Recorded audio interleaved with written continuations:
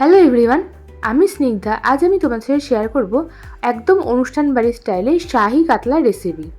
আর তার জন্য আমি মাছগুলোকে ভালো করে ধুয়ে নুন আর হলুদ মাখিয়ে নিয়েছি। এখানে কিন্তু আমি সবই পেটির মাছ ইউজ করেছি, তোমরা চাইলে পেটি গাদা মিলিয়ে ইউজ করতে পারো, তবে পেটির মাছ ইউজ করলে কিন্তু টেস্টটা বেশি ভালো হবে। তারপর কড়াইতে তেল গরম করে আমি মাছগুলোকে এপিট ওপিট করে ফ্রাই করে নিয়েছি, তবে খুব কিন্তু কড়া করে ভাজার দরকার নেই। এরপরে দেখো আমি এখানে নিয়ে নিয়েছি 3টে পেঁয়াজ, যেটাকে আমি আদা পেস্ট করেছি, আর এখানে আদা রসুন আর কাঁচা লঙ্কাকে আলাদা পেস্ট করেছি।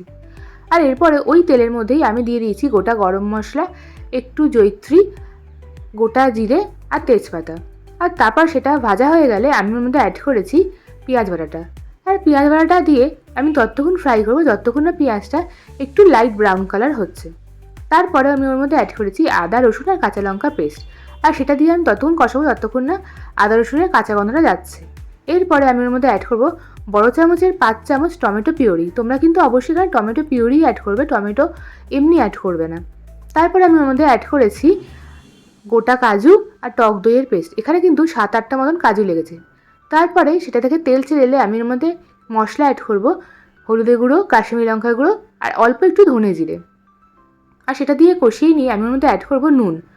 আর তারপরে যখন মশলা থেকে একদম তেল ছেড়ে আসবে তখন ওর মধ্যে অ্যাড করবো চিনি।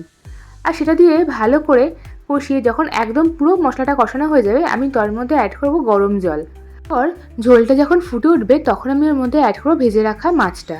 আর মাছটা দিয়ে ঝোলটা একটু গাঢ় হয়ে এলে ওর মধ্যে আমি অ্যাড করবো চেরা কাঁচা লঙ্কা, ঘি আর একটু গরম মশলা। আর তারপরে একটুখানি ফুটিয়ে নিলেই তৈরি হয়ে যাবে আমাদের শাহি কাতলা। তোমরা কিন্তু এই রেসিপিটা অবশ্যই একবার ট্রাই করো আর আমাকে জানিও তোমাদের ঠিক কেমন লাগলো। তোমরা এটাকে পোলাও, ফ্রাইড রাইস বা ভাত যে কোনো কিছুর সঙ্গে সার্ভ করতে পারো। আর রেসিপিটা ভালো লাগলে অবশ্যই চ্যানেলটাকে লাইক, শেয়ার, সাবস্ক্রাইব করো। টাটা।